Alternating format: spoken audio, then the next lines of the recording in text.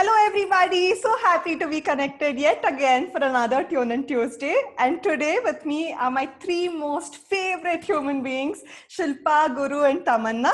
They all represent three different sectors of jobs. Shilpa represents the startup, Guru represents the corporate and Tamanna represents non-profit. We're going to be discussing widely about, what are the do's, what are the don'ts, what are the nitty-gritties, which is the right sector that we all have to work in, which are the sectors that we should probably not get into based on each of our own attitude and skill sets that we have. So I'm excited to learn from all these three individuals, and I'm looking forward to knowing if any of you have any questions about the sectors. Go ahead and put it in the comment section.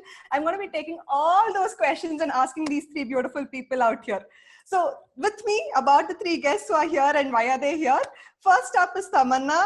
Why Tamanna? Because I know her from close quarters. We have worked together on a UN project, and who better than her to talk about non-profit organizations, because she's very vocal on what she does. She's not somebody who sugarcoats. She'll tell you to the T exactly what's right and what's wrong. And thank you so much, Tamanna, for giving us your time and being here today. Thank you for planning me. I mean, this was a conversation that a lot of young people need to have and they want to have. And just that Project Nyan got it to them. I'm very excited about it. Thank you so much. Thank you, Tamanna. Thank you for joining. Next person is Guru. Guru, I know him from the same organization that both of us used to work in a corporate sector, and somebody whom I was fortunate to give him his first job. And today I see him being one of the fantastic guys doing university relations. Somebody who gives out close to 100, 200 offers to people every year on year, especially for campus freshers. And who better than him to talk about his own personal experience and tell what is it that corporates really look for in freshers. So Guru, thank you for your time. Thank you for joining us today. Thank you so much, ma'am. It's an amazing feeling to be here right now. Amazing project, giving knowledge to the people. Great initiative. I feel proud to be here today. Thank you I'll much, give my Guru. best. Thank you so much. Thank you. The next person is my most favorite, Shilpa. Shilpa was also working with me in a startup, and today she's moved from a startup to a different setup altogether, from a startup to an international job. I think somebody that, we all have to really learn and understand, because I think we all believe startups does not mean you can have a career growth. So I'm hoping that she will probably break that myth and tell people saying how the startup world really is and what can you do, what are the don'ts from that place and everything. Shilpa, thank you so much for joining. Yes, ma'am. Thank you so much for inviting. Actually, I wanted to shout out my experience and thank you for sharing the platform. Thank you so much. Thrilled and excited. Thank you. Super. So let's get started then. I think my very first question to all three of you probably will start with you, Guru, and then, give it to the other two girls on this call is, how did this job really happen? Because the reason I ask all three of you this question is the moment I'm in the final year of degree, it's like, let me just get a job. Was it like that? Or was it like, okay, no, I want this particular job? How did you make that choice of where do you have to pick up your first job? So from your personal journey, if you can tell me, how did this job happen to you? Guru, you want to go first? Yeah, thank you, ma'am. The first and foremost is like when I understood that my passion towards this is during my engineering time. During my engineering time, I understood that this is what I'm not a techie guy. I'm a people management guy. My parents were like, after I completed my engineering, they were like, why don't you go ahead and do MTech or MS? I was like, no, not again into the technical field. I wanted to be a people management person. Sure. So that's where I stepped into MBA, and later I got an internship opportunity with one of the organization, which I took forward and joined this beautiful organization now. Wow, beautiful, Guru. So that means you knew where you're going into, right? Shilpa, yes. How did this job happen to you? Why a startup of all places? Why did you choose a startup? Okay, actually, it all started when I was young. That means in childhood days, I always gravitated towards fixing things. I used to help dad at fixing, like break open the remote and opening the CPU and checking what is inside. So I wanted to take, and that time there was only two options, whether be a doctor or an engineer. So I chose to be an engineer. So I thought I'll be an techie. So techie with, so being an electronics and engineer, I thought my dream was to be a techie, sipping my Starbucks coffee, reclining in the air-conditioned cabin, enjoying the peace at work, having a high-paid salary.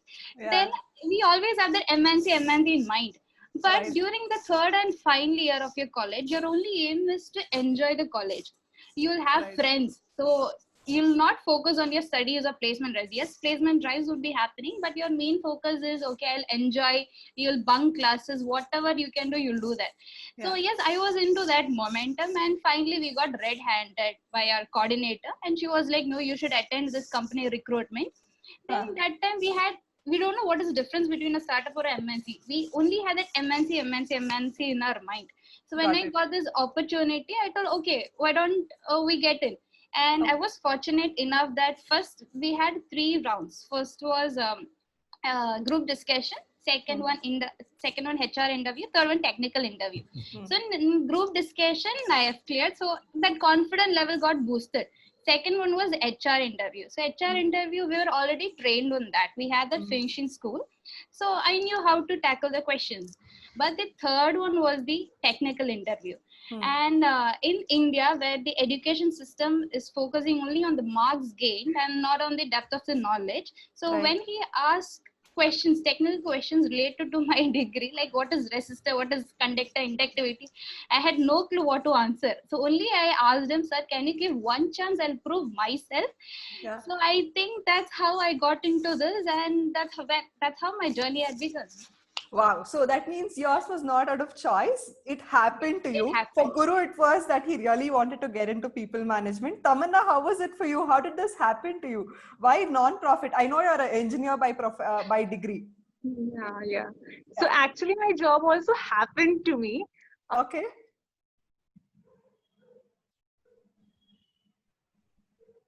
I think we lost Tamanna there. So we'll wait for a couple of seconds and then probably reconnect her back.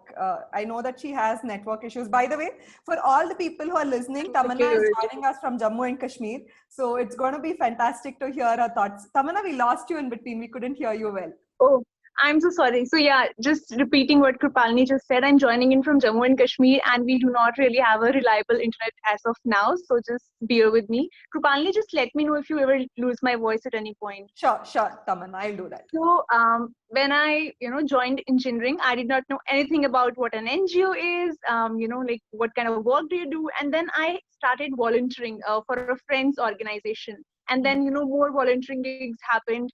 And the organization that I was volunteering for, there was a fellow from, an organization, and he told me about this fellowship that he was pursuing. He said, you're the right fit for it, just apply. And I applied. I ended up not getting the fellowship, but apparently my interview, made a mark on the interviewing team. And when a job opening was there in that NGO, they actually called me up. So I had no plans of, working for them, but it was a golden opportunity.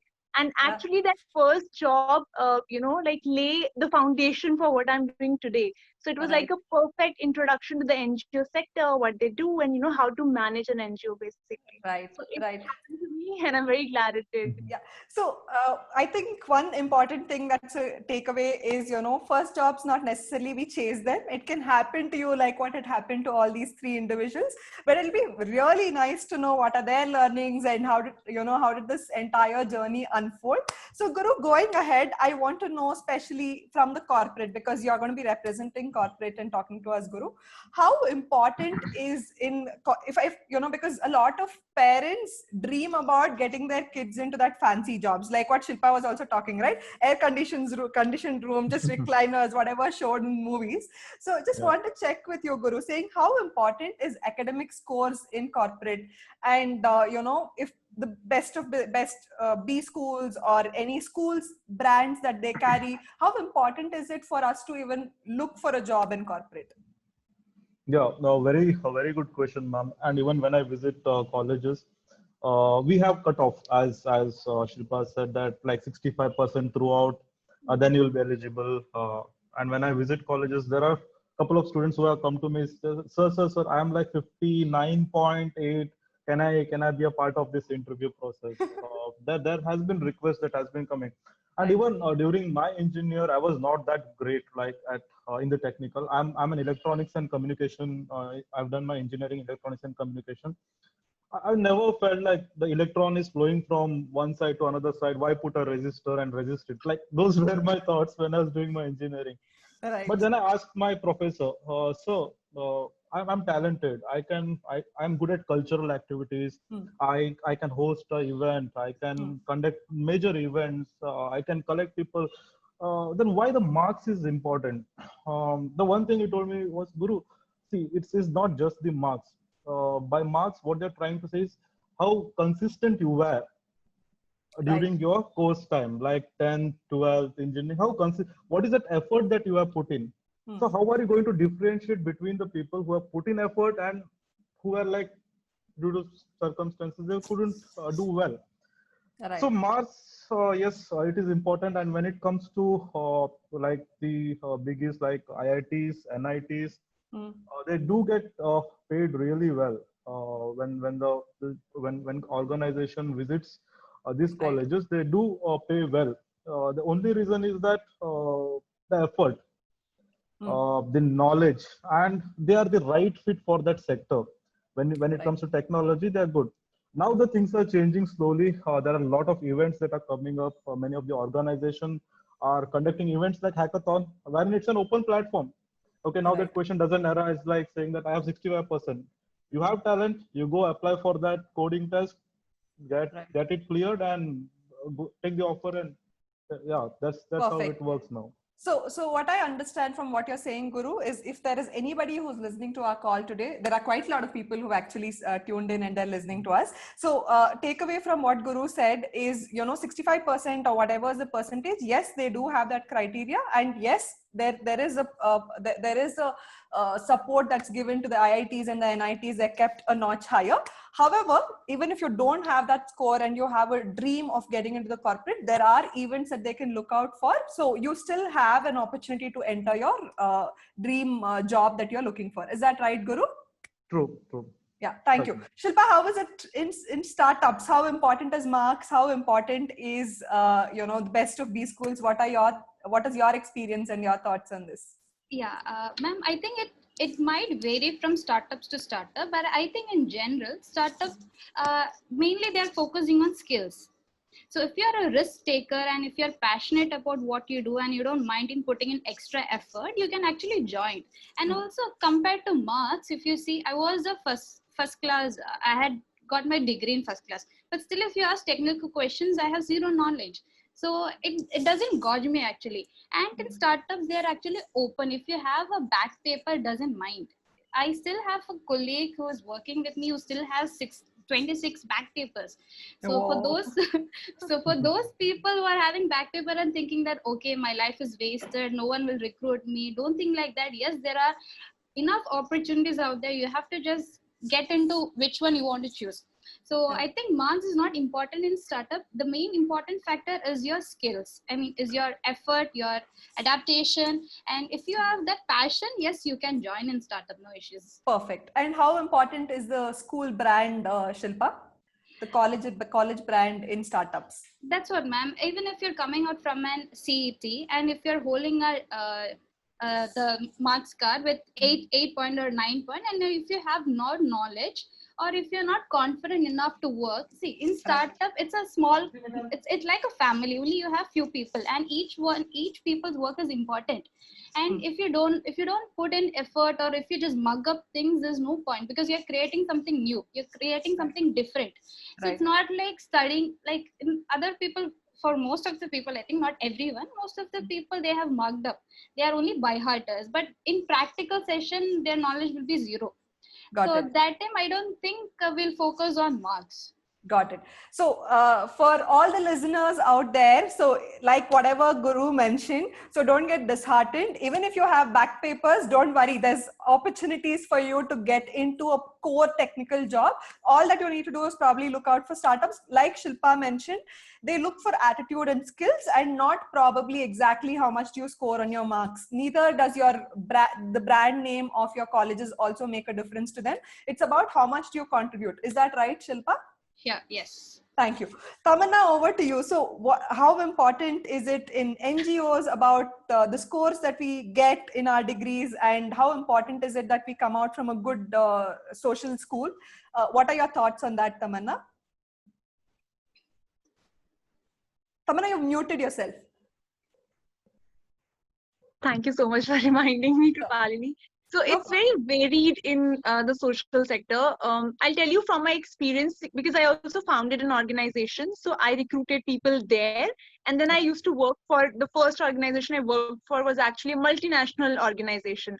So it does help you a little, but when we were recruiting people for like starting positions as well as highest positions in the country, the college you went to, the university you went to, how much marks you scored is just like, it's just for reading for a few seconds and then that's it. If you have all those degrees and everything, but you do not have the required skills or, exposure or experience, you would not make it to the first job. So I think if rather than just spending all your energy on your marks and academics or stressing about getting into a really good school, just focus that time and resources on just getting those skills. So that is what matters more in the longer run. Perfect. So what Tamanna says again is similar to the startup culture, where she says, fix your skills, because that's really, really important. Yes, you might get an entry with good marks, but for you to survive and for you to become the best in that field, your skill set is really important. So work on that and get exposed to various kinds of projects. So on a scale of, if we look at based on attitude and skills, the right places to be is the startup, is the NGOs. And yes, unlike how it used to be before, today I think the corporate has also opened themselves into gauging people not just based on marks but also based on skills. Go ahead, Tamanna, you had something to share. Yeah, so I just wanted to tell that if it's your first job that you're applying to, do not worry at all, because I have had I've selected freshers who have no knowledge of the NGO sector and who have gone on to lead entire projects within an year. So I mean, that's a very minute criteria to be looked at. More than that, it's your skills and how far are you willing to go. Yeah. So the skills and attitude makes a whole lot of difference. Unlike when we all got our jobs like a few years ago, a decade ago or something, it used to be mostly based on marks. But today the culture has changed. It's basically based on attitude and skills. And we saw that clearly in all these three fields. So Guru, if you can take this next question is, I wanted to know what are the skills one should really have for getting a job in corporate. Now, when I say skills, because you conduct so many interviews, what are you looking for? Because a lot of times we do reject people, right, Guru? And I know, being one of those people who's conducted interviews, the rejection is not because the person is bad. It could be for various different reasons. So when I'm applying for a job in the corporate, and what is it that will give me a success ratio when compared to what is it that I should not do? If there's anything like that that you can probably address, it will be nice to know. Yeah, very good question, ma'am. I would say there are like three letter H. Okay. One is being humble, honest, and being hungry. Like having that hunger for that thing, whatever is required. And what I feel, since I come across thousands of students every year, what I feel is everyone is unique. Everyone is capable of doing amazing things in the world. Right. Okay, but everything is not the right fit for everyone. Okay, so what happens, like when we see that hunger, like when you talk to a couple of them, you get to know they're passionate about what they do.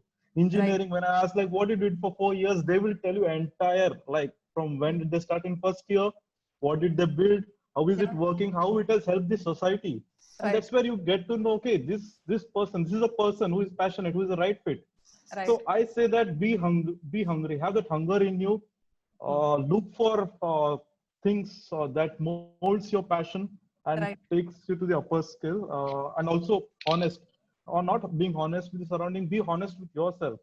When you are thinking about something, say that yes, am I doing justice to myself, to my skills? Right. So these are the important three skills that any person or a candidate should have within himself or herself to achieve greater heights or to get into the corporate. Can you repeat those three H's to our audience one more time, Guru? Being humble, Right. honest, and having that hunger for that skill or that passion. Perfect. Thank you so much, Guru. So you know what is it that the corporate is looking for. And guys, he does give out 200, 300 offers in a year. I know it because he used to report to me and I know it very clearly. So, follow that trick and, probably you will get into a good job in the corporate. Shilpa, over to you. What is it that has to go right in the interview for somebody to get the job in a startup? And that's what I totally agree with what Guru said. Is actually about three H's. And Yeah. first of all, you need to be humble, and you need to have that. You need to accept what it is. So you should not fake it. Once the interview asks questions, they can make it because they have been recruiting so many people. So if you fake, also they can understand. So be very genuine. You should have that confident level. And as I told, that hunger you can feel. If you desperately wanted a job, you can feel it. Okay. And we, as an interviewer, we know if that person is passionate enough to continue the journey with us, or is he making it. So I think I'll go with the three H's. That is very important. Even if it is a startup or a corporate, you should have the three. And mainly in a startup, you should have that passion. And as I told, you should be a risk taker also, because you never know what is happening. It keeps on changing. So you have to adapt also. So you said the three H's of Guru with be genuine, be able to adapt, and what else did you say, Shilpa? Confident. And be confident and be a good risk taker, right? So these are things that probably people are looking for in startups. So go ahead and follow these things in case you think that you really want to get into a startup, and it's not difficult to crack a startup interview. I can clearly vouch for that. Tamanna, over to you. How can I crack a NGO interview if I want to get into an NGO? I'm actually very surprised, but pleasantly so, that it's so similar for all, like all three sectors. It's a very pleasant surprise for me. Right. So actually honesty. So whenever I have taken interviews, and even now when I do, it's very easy for us to make out, when someone is boasting about skills that they do not really possess. So just be very honest. If you do not have a lot of idea, but just the basic idea of what the job requirement, talks about. So just be very honest with the employer about that. And second is, it's okay to not have, a certificate or a degree in that particular skill. Now, when I talk about skill in NGOs, in development sector, you could actually have any skill from any sector and still find yourself useful. So there could be coders, software engineers that we require, CAs, finance people, management people. So whatever skill that you have, or whatever it is that is your interest area, just make sure you have a lot of, when I say a lot of experience, I mean substantial experience, and put forward that through, like real life examples to the employer. If they ask you any question, give them as many examples from your own recent past as possible. And honestly, I think just shines through if you are very true to what you know and what you're passionate about. So perfect. In fact, I want to spend a minute on this and tell our audience, guys, NGO jobs does not mean only social work. Like Tamanna clearly specified, it means you can be a coder, you can still be a part of an NGO. You can be somebody very good in sales and marketing, and you can be a part of NGO. I know a lot of IIM grads who are heading NGOs in sales and marketing sector and doing fantastically well, like how they would probably work in a corporate or in a startup.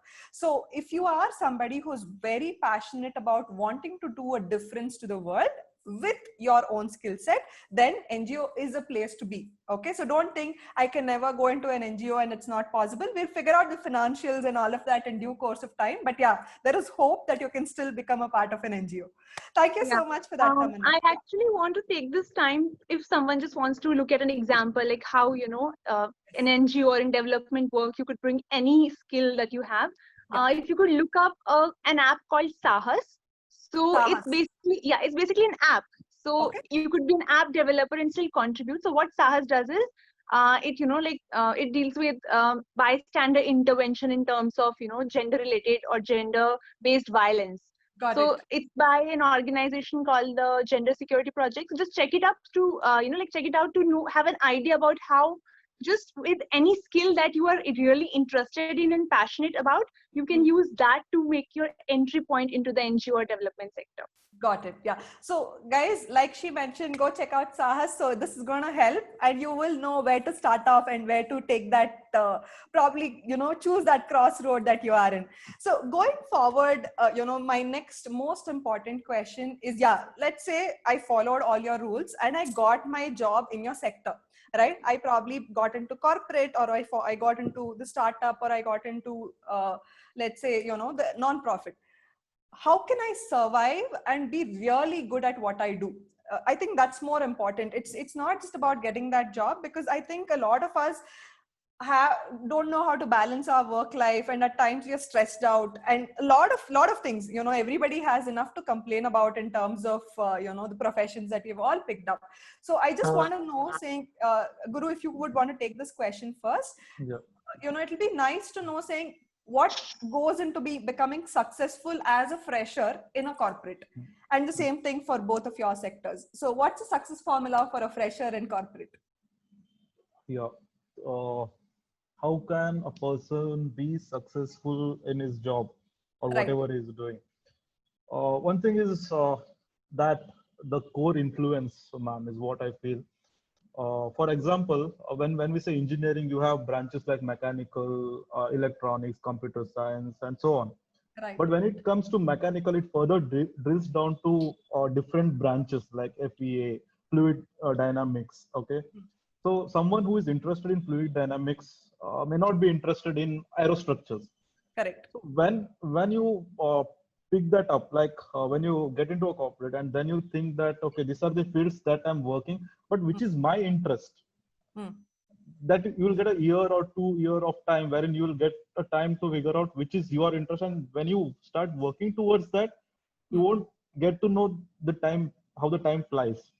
And by the time you will be like creating wonders, you'll be reaching. And when you look back, I started that. I took the right step. That's the reason I'm here. So following that core passion is very important. And also you can switch. It's not necessary you be in corporate and work there. After a year or two, you'll get to know the culture, and that time you can take a switch, whichever field that you like. It's always you should be ready to explore is what I feel. Got it. So what Guru is saying is, let's say you got a job in the corporate. He's not telling you if you don't like something, immediately quit. He's probably telling you, saying, watch out, keep looking out for opportunities related to your own passion. Within the organization, you will have a lot of them which is available related to your core passion. Keep waiting for that opportunity. The moment you get it, grab it. And once you've got it, then sky is the limit. You don't know, what all you can do, and you can become one of the most successful employees in the corporate. Is that right, Guru? That's right, ma'am. I would like to add one example. Yeah. One of my senior, he was into an engineering domain. He was working with engineering, but he was also very into events, like extracurricular events, and that's where he found that, okay, HR is a field wherein I need to work. Okay, people management, people. Right. So he requested the leaders. He proved why he wants to get into this field. Right. And after a year or two, after working into engineering field, he switched to HR field, and he's doing amazing in that field currently, because that's his passion. So understanding that is and there is a key, like a key mantra. Understand what is that you need in. So from what he had mentioned earlier to what Guru is saying now, I think he's connecting back to saying, keep that hunger growing. Don't give up on your hunger the moment you got your job. And if you think, no, this is not what I want to do, I want to get into something else, keep that flame alive. If you do not keep that flame, that's when you start complaining, saying, okay, I don't think this is the right thing that I want to do and all of that. Figure out what gets you going, what gets you out of bed happily to go to work. And probably that is what you need to say, saying, okay, this is what I really want to do. Shilpa, over to you. So what's the success formula in startups? If you look at it in startup, they recruit freshers mostly, because 90% I think of them are freshers. And Right. being a fresher, you're working, your colleagues are of your same age group, and the opportunity is divided equally among them. So first you'll have some probationary period where you'll have to prove yourself. That's when you can actually stay there in the company. So when you have to show yourself, means you'll have to show your skills, you'll have to stand out. So yes, instead of being a hard worker, I think you should be a smart worker. So smart work should be the mantra that you should take. So hardworking, everyone out of the right from the college, they'll be, yes, whatever you give, I'm ready to work. But Right. there should be that person who does things differently, innovatively, creatively. If that person is there, we should make sure that like we are a gem for that company. So if you can make that stand out, then I think yes, you have made your position. Also, as I mentioned earlier, you should be humble and honest. So if you have made mistake, you should ready to accept. You should have that mentality. Sorry, I had made mistake. You should accept that. If you're not accepting, and if you're just trying to tell, I mean, blame someone else, means you're gone. Your entire personality is gone. So Right. smart working, then adaptability, then you should be self-motivated person, because in startup you can't have people pushing you always. Do this, do that. You should grow. This is where you have to be. No, you should be self-motivated. You should talk to yourself. Yes, is that the place I have to be, or somewhere I should change? How can I grow? How can I improve my skills? How can I enhance my skills? So those are the things that you should take. And also you should be friendly with your colleagues. You should not have that egoistic character. If you have egoistic character, then you're actually pulling yourself down. So Right. to be a best in your company, I think you should maintain all these things. Yes, ma'am. I think that was on the bullseye, Shilpa. Whatever you mentioned, very, very clear and evident, because in a startup, you don't have people to look after you, and you have to take care of yourself and do the best that you can. Because what would happen in the corporate, probably you take 3 years to get into that role of managing yourself. But in the startup, it's expected from the second month that you have to be able to manage yourself. And your attitude in terms of everything that Shilpa mentioned, every word is true. I would probably tell people, please repeat this entire video and hear what she's told every time you think you're not successful in a startup. I think she actually hit the bullseye. That is exactly what is really required to be successful in a startup. Thank you so much for that, Shilpa. Over to you, Tamanna. What is a success formula for a nonprofit to be very So successful in a nonprofit? yeah, so for most people who have a roadmap to, from how they want to grow in an NGO after their first job, I think it's pretty simple. They just going to, I'm just checking if I'm on mute or not. No, So we they can just hear you, Tamanna. We can hear you. Okay, so they just need to take the next best steps. But I'll be speaking to those people who, like me at that point of time, do not have more of an idea of where they want to go next. So the key is to keep reinventing yourself to make yourself very like dependable and reliable in that organization, because I've been finding that when recruiting or when deciding to keep the employees, because of course, for example, we saw in the COVID time that they had to let a lot of people go, or the recruitment process is now even more stricter. So it's very important that you keep learning new skills, or you keep experimenting within the organization, or you move to another one. Just keep finding out what works the best for you. And if there are new skills that are required in that sector or in that particular department that you want to progress in or be successful in, then get those skills also. So you could do that by different ways. You could probably go for higher studies. So while your studies and your academics and all those things do not matter during the entry point, but Right. I think it changes a lot after some years in the NGO sector, because then of course you cannot be with the same skill sets and contribute the same thing, and so the organization won't grow if you won't grow. So I think the idea is to reinvent yourself, learn new skills, try out different departments, different roles, and keep yourself relevant, as well as very reliable when it comes to what kind of work you can do in the NGO sector itself.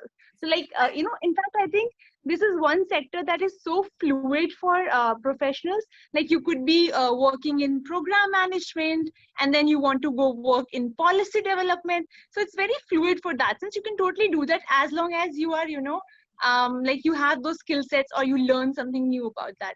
So Right. keep learning something new, whether be it a degree or be it different certificate courses, also a lot of training programs. I think it's more important for young professionals in NGOs is to apply for a lot of trainings, not just in your own home country, but also abroad, a lot of fellowships, because instead of just, giving you new skill set, they also expose you to like different, young people working in your sector from different areas. So there's a Right. perspective building that happens, and a lot of, refreshing ideas come up. So that is very important. Perfect. I think Tamanna, what you said and what I heard is a combination of what Guru and Shilpa mentioned. I think the hunger, keep it growing, keep it alive, and keep reinventing yourself. And like what Shilpa mentioned, I think the startup and an NGO is mostly similar.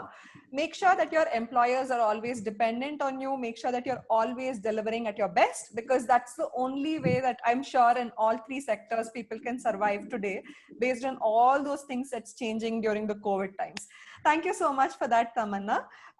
And for all of you who've just joined the conversation, hello everybody. So we're discussing about jobs related to the corporate, to startups, and to the NGOs. If you have any questions related to any particular sector, please go ahead and post it there. Yes, there's fantastic comments. There's a lot of hellos coming out for all of you. I'm going to be reading that to all of you in some small, short period of time. Going ahead, Guru, with the, I think we need to explore another part where Shilpa mentioned if you do a mistake, own up that mistake. I want to know, saying, what's the cost of error in the corporate? Like, let's assume it's very easy to say, saying own up your mistake, right? But how does a corporate look at when a mistake is done? How does the startup look at when a mistake is done? And how does a non-profit look at when a mistake is done? Over to you, Guru. So do you want to take it for the corporate and answer that? Yes, ma'am.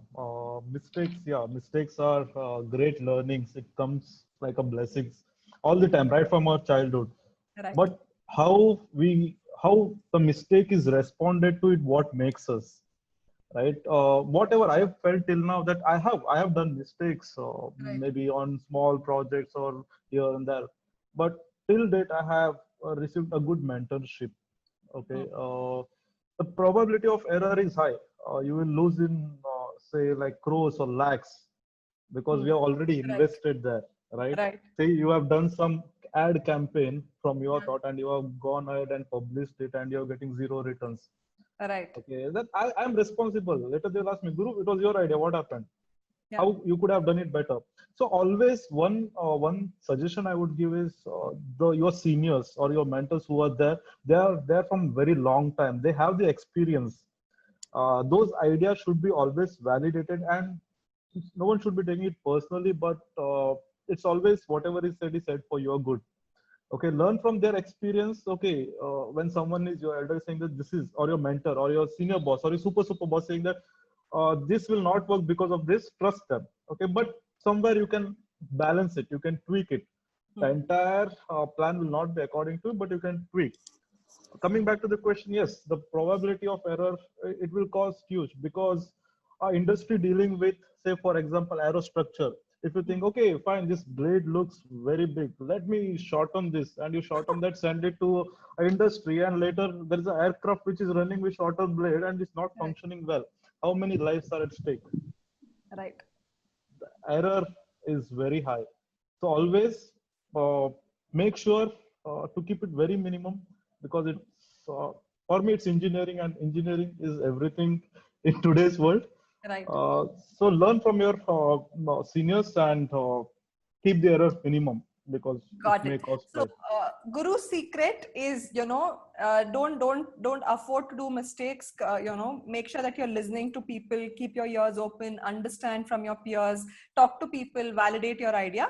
And yes, in case you do a mistake, he's also warning you that the cost might be really, really high, right? Because you work for a corporate where the investments are so high that the cost might also be very high. How is it in startups, Shilpa? What's the cost of an error in a startup? Okay, ma'am. So, being a part of a small family, it is impossible not to notice a error. So that means if you success, your team will recognize it, and the glory is yours to bask in. But at the same time, if you screw up, it is also very noticeable. And as a part of a startup, see, MNC, they have that reputation, they have made the brand level. So the end customer or the consumers know that, okay, they are there from years and they know them. But whereas in startup, they're actually emerging. And because of you, if the reputation of the company is bringing down, means it's your responsibility not to let that happen. So what I'm trying to say is that as a startup, you have to make sure that your company is emerging. So that one mistake will cause a lot. So, ma'am, you're getting right what I'm What's the trying to. aftermath of it, Shilpa? Let's say you did a mistake and you lost a customer. So what really happens? Is it as hazardous as how it's in a corporate, or how does it look like? How does the scenario look like? So one time if you make mistake, it's okay because it's a new platform. You don't know the new environment. You don't know how things happen. So once it's done, it's okay. Next time, anyway, you know that path A, when you travel through path A, these are the mistakes that happened. So try path B or modify the path A and you can do it. And yeah, I think that's it. I think that's a beautiful analogy, Shilpa. So what Shilpa is saying based on startups is she is saying, yes, don't make errors, like what Guru clearly specified. You don't have an opportunity of an error. Even if it happens, probably it's not going to be as bad as how it's in a corporate, because you're given a chance, saying, because it's all new, nobody really knows how this is going to work. So probably you have an opportunity of rectifying it and trying to figure out a new way to go ahead. It's not as tough as it's in the corporate. How is it with you, Tamanna? How does a non-profit work? If I do a mistake in non-profit, what really happens? So I've been a part of non-profits where things are structured and also where things are not very structured and very fluid. Right. So in a very structured workplace in development sector, they would not be, the mistake would not have that avalanche effect, because ultimately from one hierarchy to another or from one department to another, that mistake would be noticed. Right. So a good idea is to own up to the mistake. And but if things are not very structured, then I think you have to, and otherwise also you have to be very responsible to not leave any room for most mistakes, because the cost of these mistakes are sometimes, for example, I work in peace building, so it could be fissures between communities or like violence later and things like those. But a good relief is that NGOs are a part of systems, and there are different systems within NGOs. So you cannot, there is no mistake that that as an individual you can do that will lead to be, that will lead to be something that will have huge human costs, or in my organization that we say that, huge cost to the peace building. So thankfully that hasn't happened yet. But another thing is, if I'll give you an employer's perspective too, to all the young people who are listening to this, that mostly in NGOs, employers are, very kind. They're supposed to be kind. So if you own up your mistakes and if you immediately, set out to rectify them, if the employer is really kind and genuine, there is more to learn from those mistakes than to repent. Yes. So that is very important. I think everyone makes mistakes initially, and especially in the first few years of your job. So it's completely okay to be really honest about it, and don't worry. The way most organizations are structured are such that there will not be a huge cost. And like Guru mentioned, if you have a great mentor, which is again very important for your first job, then they will make sure that the mistake gives you something more positive than negative. So it's really important to have that cushion in your professional life.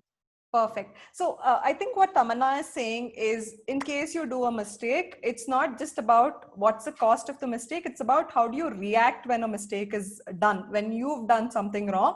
If you're ready to take those corrective actions, if you're ready to go out there and make changes, then that's the way forward. There's nothing that you need to be worried about. And nobody out there has actually become successful without doing it. Everybody has gone through this journey forever, right? Very, very happy to know this, and good eye opener. Actually, I think I wanted to make a point also. If I'm just so sorry, I can't see you. We can hear you, Tamanna. We can hear you. Mute. No. Okay, I'm really sorry, but no problem. I think I'll pass. I'll come back to this. I'm facing some issues. Sure, Tamanna. Sure. Okay. Yeah.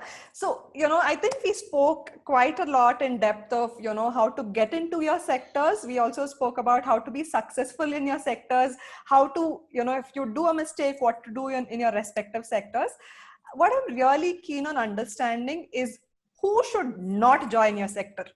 Everybody says, yeah, this is all good, this is all nice, but is there, if you can categorize people and saying for this kind of person, this is not the place to be, it'll be very nice to know if you can probably share that secret from your understanding, who should not join into your respective sectors. Guru, if you want to talk about it, who should not get into corporate?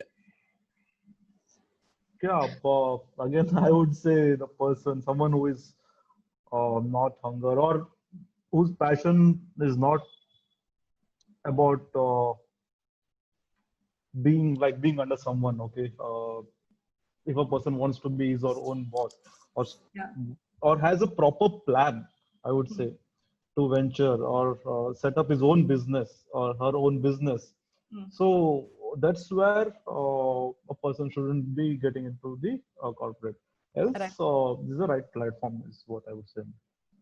And I can probably add more to what Guru mentioned. I think it really makes sense because corporate is a org structure which is very, very rigid, and you cannot afford to saying I know it all. It takes a long time for you to get up there, right? Otherwise you're always under somebody, and if you are one of those people who does not like working under somebody, or you have your own brilliant ideas to to probably work on, do not get into the corporate. And this is perfectly said, Guru. I think this is very, very true. A lot of people get into corporate and start cribbing about their bosses, right? Saying, I'm not happy with this. Why is he treating me like this? You have to live with it.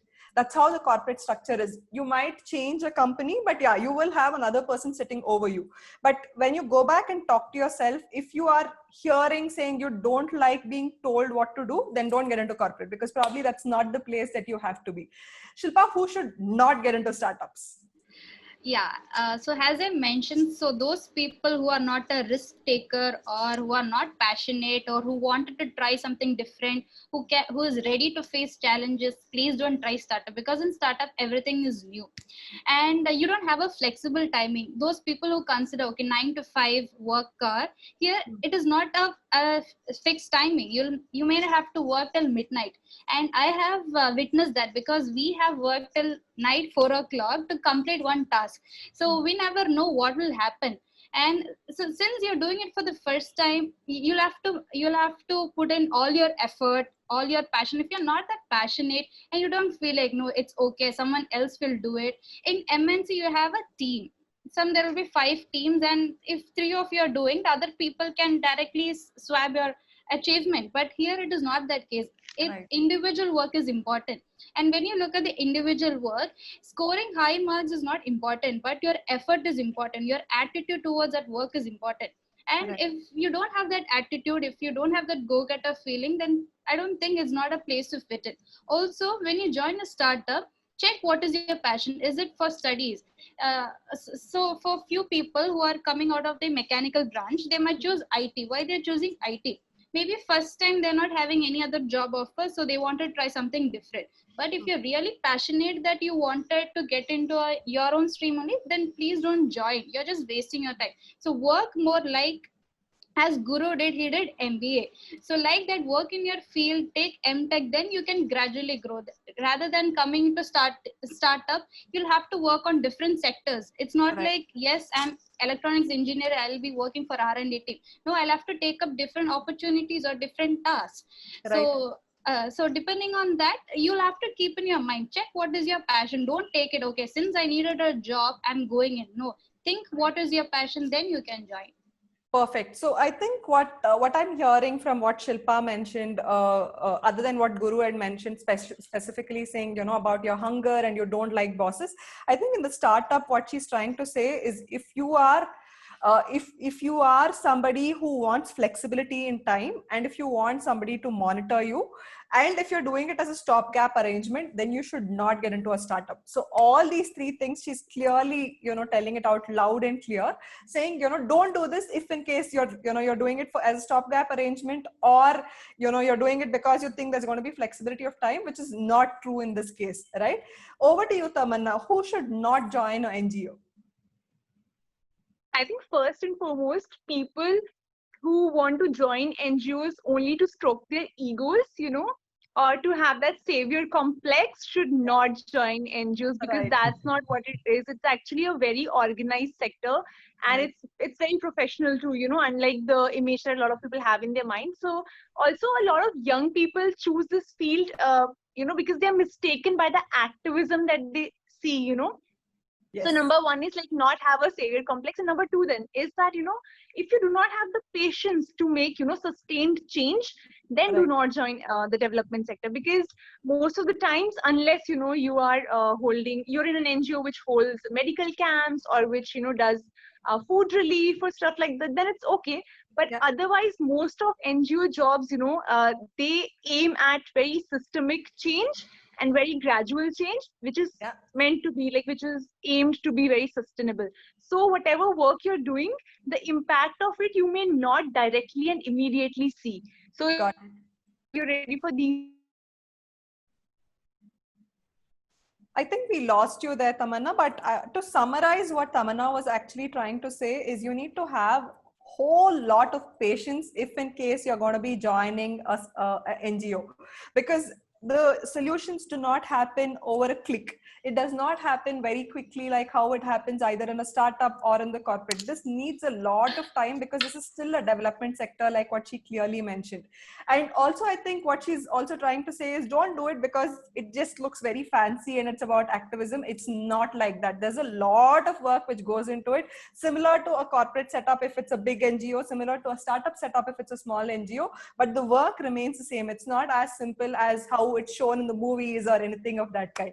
Thank you so much for that, Tamanna. Also, Krupalini, because I think there was a technical issue. So there was a question that you asked, Yeah. which was about what if you make mistakes, and Right. because I think I speak more to people who are not from urban areas and who Yes. do not have professional degrees in NGO work.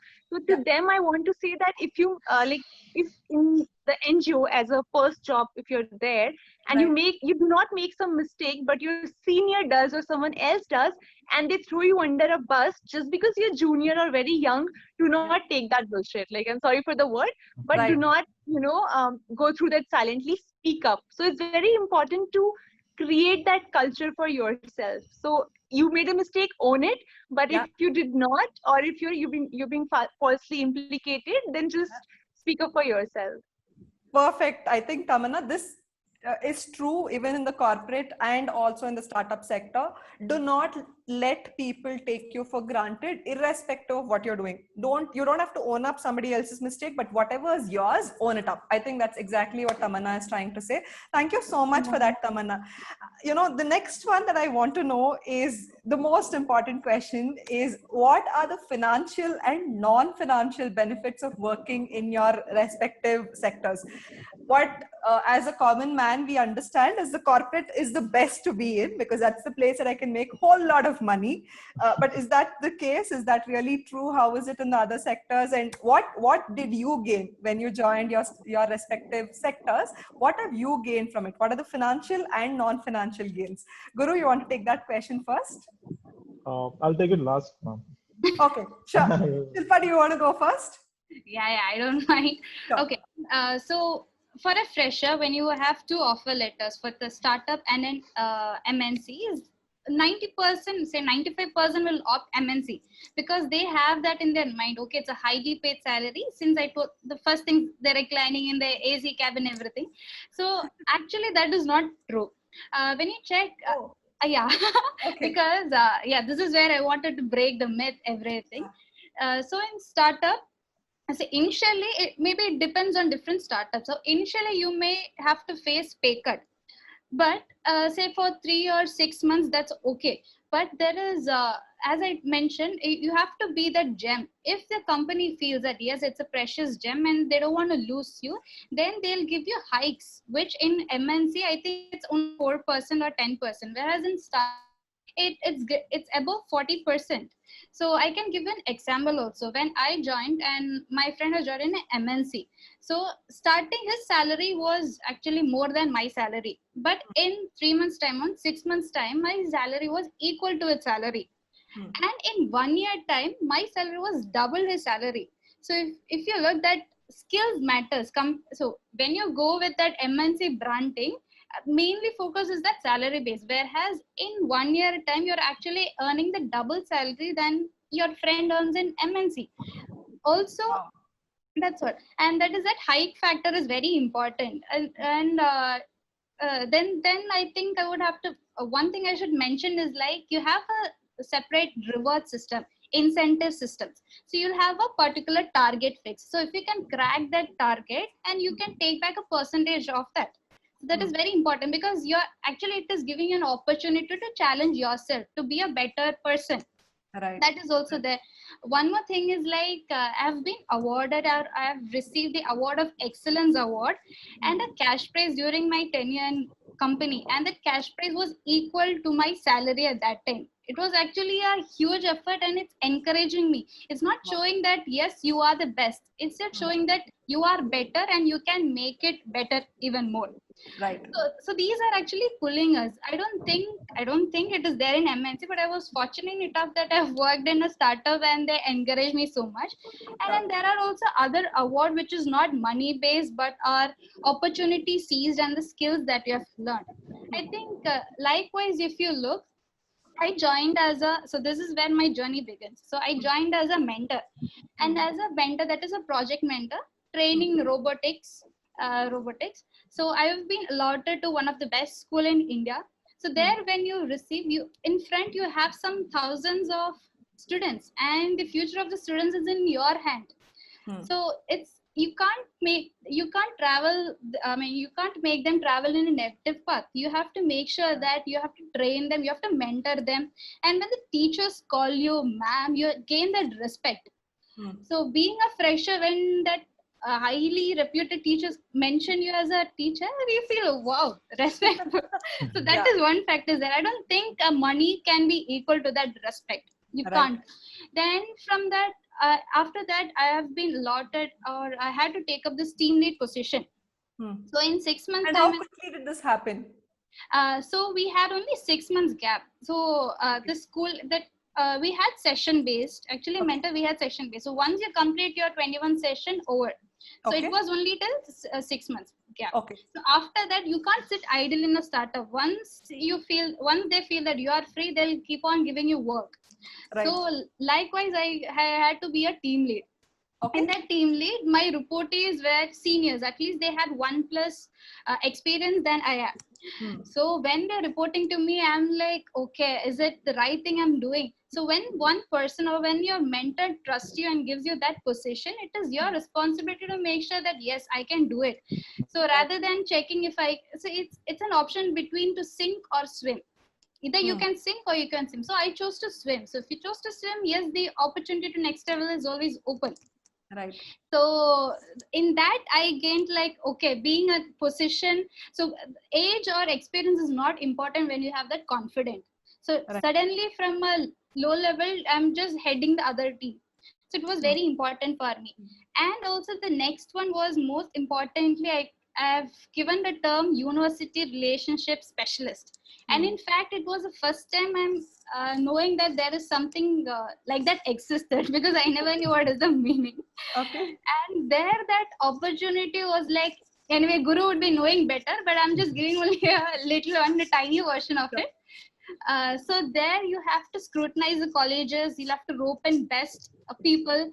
And there along with me, there was one more friend. So we started calling, and there I have learned coordination, how coordination is important, because I was directly working with the director.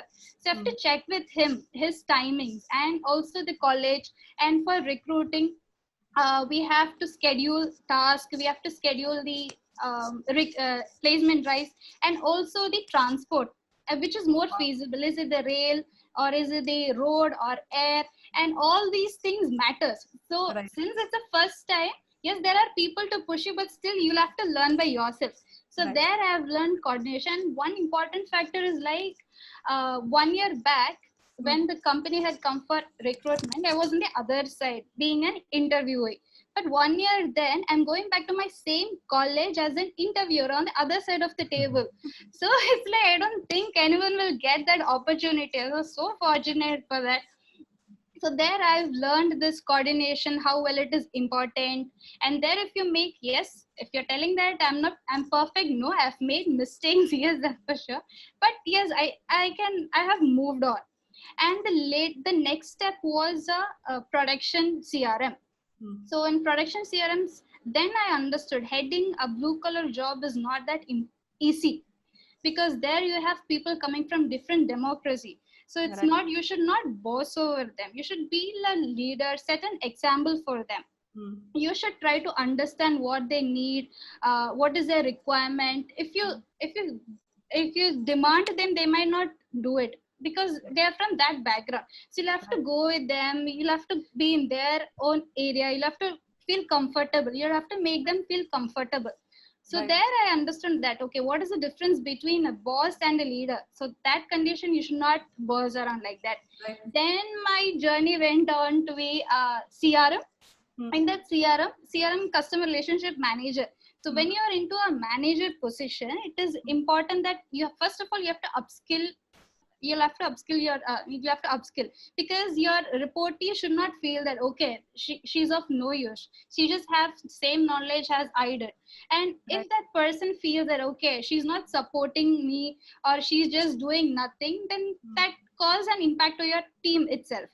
Right. So there I've learned interpersonal skills. You'll have to keep, it's customer relationship. So you have to make sure that your end customer is happy, and you'll have to do everything to make them, to suit them. Not like, even if the mistake is on their side, you'll have to take, okay, it is okay. Like that, we should have that interpersonal skills. So these are the skills that I've learned. These are How all. many years did you work, Shilpa? How many years is this? Well, actually, in 2 years, I have to wear different hats. I've taken up 5 different job roles. Super. Yes. So So I don't think, yeah. No, what I understand from what you're saying is the myth of financially you can't make money. Startups, you can make whole lot of money if in case you're good. And to short circuit what you said, growth is something which is phenomenal. I think you're always on a fast track if you're really, really good. Is that right, Shilpa? Is that what you're saying? Yes, ma'am. Yes. Wow, I think that was fantastic, Shilpa. Knowing your journey itself was, very fascinating. I'm sure the audience who are listening to us have understood how nice it is to work for startups. Tamanna, over to you, because Guru wants to go last. So if you can share saying, what are the financial gains, or is it like I can't make money at all in an NGO? Because that's what we all think. So, and what are the other benefits that we get? So because the name is, not for profit. So Right. obviously there's not as much money as you would find in a, for profit company, but that does not mean that you cannot earn equal, or, that you cannot earn really well. So Wow. I think it's really important to do a kind of a, environment scan about which organization you want to work for. So I would say that there is, there's a very high limit to how much you can earn, or, where you can go financially in terms of your salary and other kind of incentives that you get. So Right. it's a whole lot of package that you bring to an organization or an NGO that determines the kind of money you will make. For example, if you want to earn as well as probably you would earn in a corporate sector, then Right.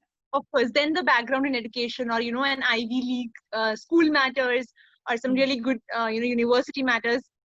Also depends on where you work at. So some NGOs which are in just very community based, Right. in very small villages or towns, and they obviously would not be able to pay you a lot.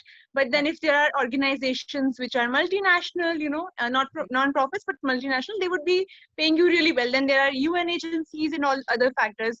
So Yes. there's not a there's not an average or a very common salary that you get. It's very varied, and it depends on what kind of opportunities you want for yourself, plus what you bring to the table. But yes, if if salary and money is your number one priority, then I don't think there is anything that would if you do bring all those skills and all that extra factor to Right. the table in your job, then they would be happy to pay you well. Wow. So again, guys, this is an eye opener. It's not like nonprofits do not pay. Tamanna is clearly and evidently telling you that if you're passionate about what you're doing and if you can bring across your skills to the table and show what is it that you can actually contribute, then you can get into a nonprofit. Yes, it's a non-profit organization, but they do have sources of finances coming into them where they will be able to afford you. Again, it depends on what kind of an organization, what's the org setup that you have. Based on that, they will pay you the money. So it's not like you will not have money. And I think the job satisfaction is immense when compared to anything else. This is one of those sectors where you will forever be very happy to go back to bed because you would have contributed something to the world. Yeah. Actually, I mean, even if you are just in business development in an NGO or, in the finance department, you would still, be happy at the end of the day because you know that you created an impact, in a system, and you're able to see that impact every year with those annual reports and everything. So yeah, I think that's something that, of course, weighs more than the salary that you get. But I mean, to be honest, if salary is the only restriction that's stopping you, from entering an NGO, there is a place for everyone and every kind of, salary. So that's a myth that needs to be broken. Yeah, that's perfect. I think that's a great information that you shared, Tamanna. Over to you, Guru. So what is it about corporate that you have to say? Yeah, Tamanna, yeah, really it's an eye-opener thing that you shared. In corporate, ma'am, like people do earn a lot. Okay, just a small example. After my engineering, all of my friends stepped out together in different organizations. Right. Okay, it's been like now 5 years now, and some are here, some are here, some are. Why that differentiation? Yeah. One thing is nothing is rocket science. Apart from rocket science, we can learn everything in the world. So we call something called as niche skills, which are very much needed in the world. Right. Like an NGO doing an effort to build the society community. Even when you say IT, engineering sector, improving the technology, we make human lives better. Right. Medicine, somewhere in the remote country, remote place wherein there is no doctors, there may be a future wherein artificial intelligence do the operation where there is no reach of a doctor. So it is very important to upgrade your skill. Skill. It's no this sector. There is no differentiation between the sector. Upgrade your skill. Your skill matters the most, and you will be paid based on your skill, and not on anything else. It works for all the organizations. 100% you can make money in the corporate. That's a known secret that all of us know. What are the other gains working in a corporate sector? Interacting with your seniors. Okay, I interact with different geographies too. I interact with UK, I interact with US, I interact with Japan. And recently we conducted 2 events in UK and Japan. You get to know the cross culture. How is the cross culture? Okay, what is the difference? You may come across people as polite or rude, but it's all the experience that you gain. So here you get to meet a lot of people. You tend to polish yourself from what you come from college, because in college whatever you learn is very basic, and when you come into corporate it's completely different. Okay, when you flashback, when you go back and see, it's very different. So you get a good exposure, experience, learning, cross culture information and experience is gained in the corporate is along with the money. So I think in any sector that you are in, like what all three of them mentioned, I'm sure you can gain what you gained in a startup, in a corporate, what happens in a corporate, in a non-profit sector. So I think, guys, please do not think that, money is only in corporate. It's there everywhere. So if that is your deciding factor, then that's not the way that you have to be choosing. Choose based on your attitude skills. I think all these three people beautifully spoke about saying, which attitude fits in, where does it fit in, and how does it support. I think, because we are short of time, I will quickly jump to, the last question that I really want to ask from all of you is, because you already broke a couple of myths, I really want to know if there's anything more that you want to break related to your sectors. What commonly is believed to be true, but it's not really the fact. So if you can, break any myths that you didn't speak about today, right now, if there's anything that you want to share related to your sector and say, hey, you know what, this is not how it looks like. Is there anything of that kind that comes to your mind? Shilpa, do you have anything that you want to talk about? Any myth that's not broken?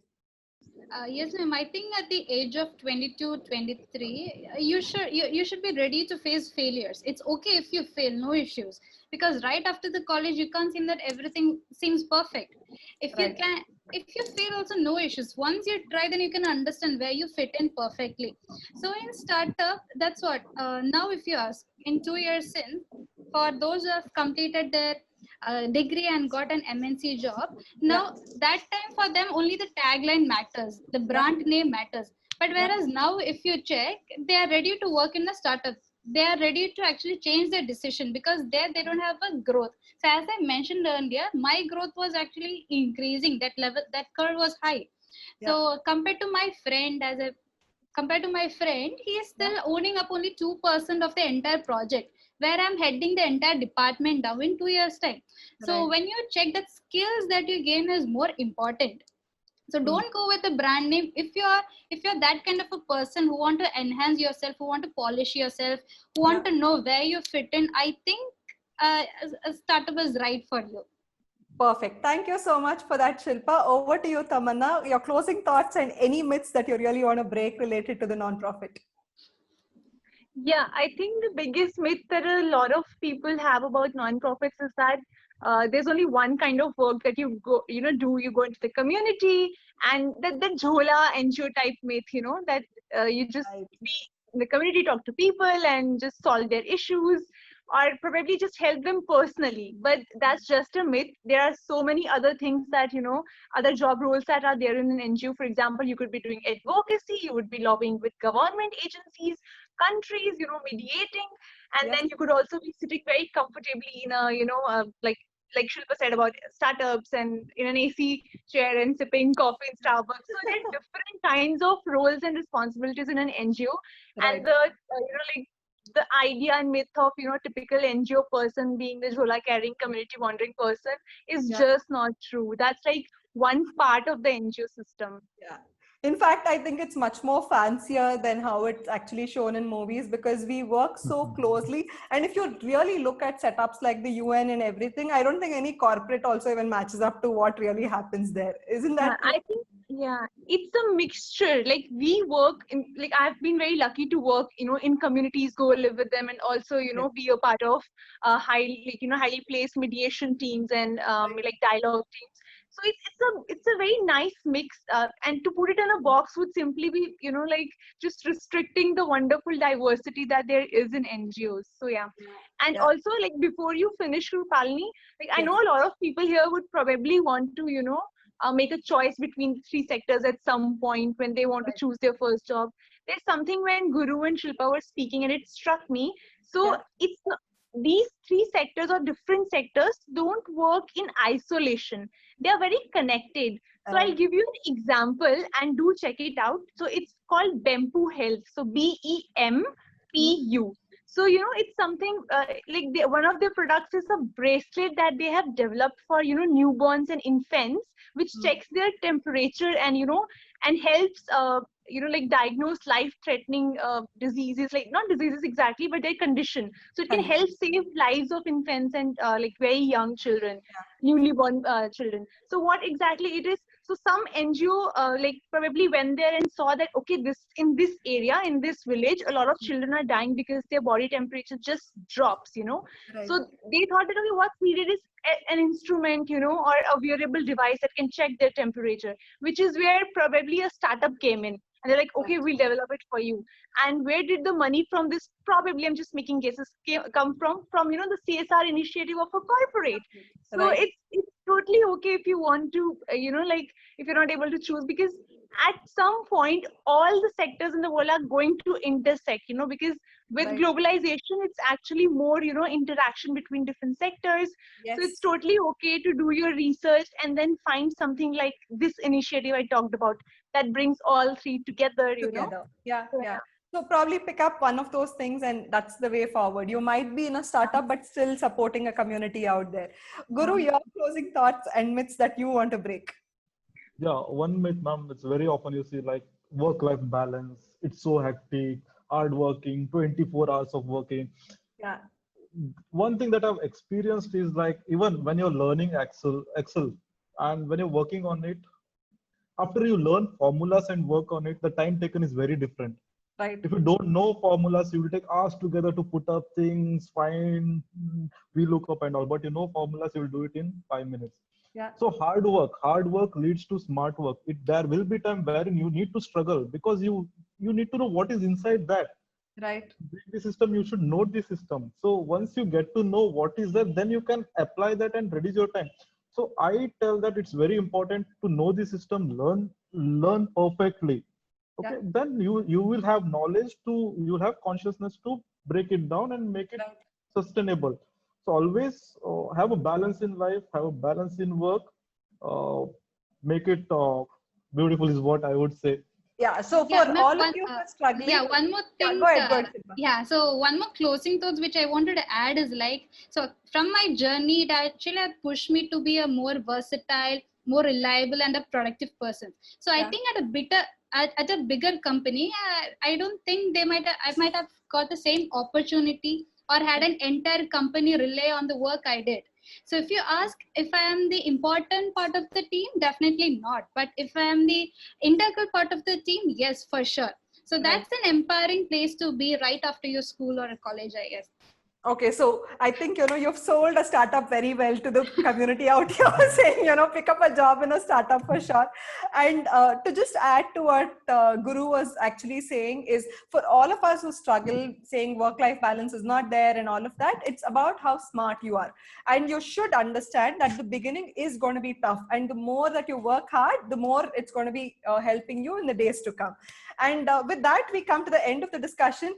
And if you look at the questions this time, there's not been many questions, but there's a lot of people who come to say hello to you. There's Neeladri, there's Suhail, there is Abhijit, there is Balakrishna, there is Uma, and all the rest of the people who've sent you all love and they've enjoyed listening to your conversation. Thank you so much for joining us and for sharing your life lessons of being a part of your respective sectors and telling the world what should they know and what should they not do if they join your respective sectors. It would be nice to know your feedback of how did you feel sharing your thoughts? What is your feeling of coming here and sharing on the platform? Do you want to share your feedback about the platform and how did you feel being here? Guru, you want to go first or you want to go last again? I'll go first, ma'am. Uh, Amazing feeling. Since my childhood, I always like to be on stage. Like it's my favorite. Okay, I Yeah. don't want to be in one place. I want to run around, make things. Yeah. Always I wanted to come in front of screen, but I was like used to get scared. And today I told ma'am I'm being a bit scared. Even though I go to stage, talk to thousands of candidates, somewhere you feel that scaredness in you. But today I believe that whatever I have given may help someone. Yes, it And will. thank you so much for bringing this to light, especially during this situation wherein I know personally many of my students, parents, they are going through tough times. Things will be fine. Everything is going to be fine. And somewhere learn the skills, improve. This is the right time to connect with your own nature, Yes. understand your passion, know your skill, work on it, and for sure, wonders are going to happen in life of everybody in the planet. Stay positive. Uh, That's the Stay best thing to do. Yes, yes. best Thank thing you, to Guru. do. Thank you for joining Thank you. us. And it was really nice listening to you, Guru.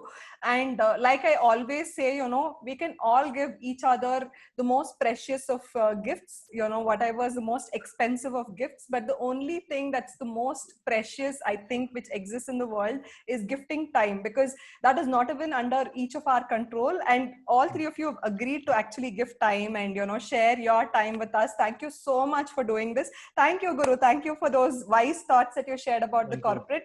Over to you, Shilpa. How did you feel being here? Yes, ma'am. First of all, thank you so much for inviting, because I wanted to share my journey. Few people have a thought that, okay, in startup, your growth is restricted. But according to my journey, I can actually show up. that there is no restriction. You can take up different hats, you can take up responsibilities. So like this platform, I think at least one person, like Guru said, if it affects one person or if it helps one person, I'm very grateful. And thank you Suhail Chetta and Neeladri for attending this. And there are more other people who could not attend, but still, because they have supported me in my growth, so I think I should appreciate that.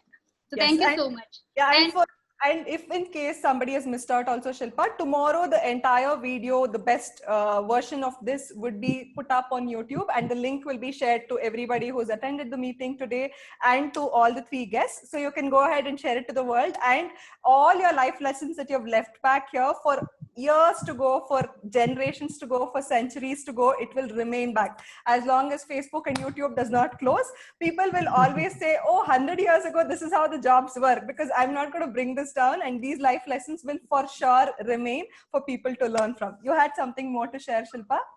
yeah, also thank you Tamanna and Guru for sharing your experience, because NGO is entirely different. We never thought it is like that. Okay, corporate too, we have some idea, but Right. NGO, the experience is entirely different. So thank you so much for sharing. Thank you, Shilpa. Thanks for your time. Thank you for coming and sharing your entire journey with us. It's been fantastic working with you and also listening to you today. For me, it was like, okay, I can't even respond to what you're saying because I knew the journey that you were putting forward, but I think you fantastically spoke and people will be inspired to take up jobs in startup. Over to you, Thank you so Tamanna. So I think the best part was to be able to, build a perspective about different sectors while, being a part of one, because so I mentor a lot of young development professionals, in my Right. country and like abroad also. So there's always this one question that comes up in these young professionals' mind, and that is, are we missing out on something? Did we make the right choice if we followed our heart, but what about other things, securities and all? But after listening to Shilpa and Guru, I think it's mostly the challenges are very similar. So, Right.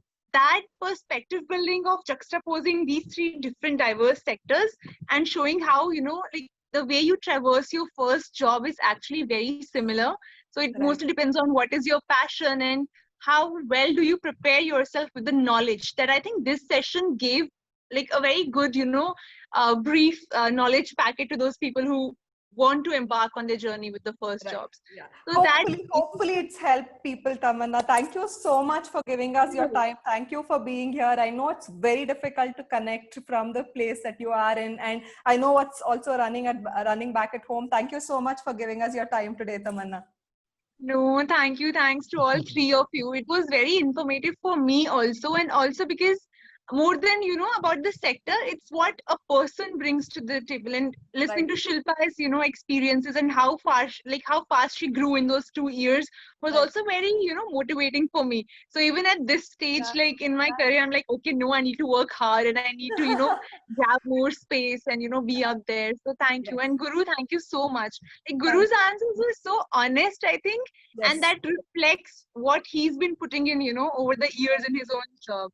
Yeah. It was a life lesson for me, by the way, today. So thanks for Thank that. you so much, Tamanna. Thank you for that. And with that, we come to the end of our discussion today. I hope that you've all understood life lessons. You've understood where you actually fit in. Today, when I actually called out for a survey on the pages on Instagram and on Facebook, there was close to 68% of people who said they don't know where they have to be. I'm hoping the session has become an eye-opener and you will realize saying where is the right place that you can be in. If in case you have further more questions about any of these sectors, I'm going to be tagging all these 3 individuals on the post that I'm going to put out tomorrow and today. Go ahead and ping them and I'm sure they'll be more than happy to share and to tell you and guide you on what is right for you. Until we meet again, bye-bye. And yeah, by the way, the next Tuesday, we're going to be talking about life lessons related to acting. We're going to have 3 fantastic actors coming and talking about what did they learn being a part of the acting community. And surprise, surprise, there's big names coming up this time. So until we meet again, bye-bye. See you. Bye.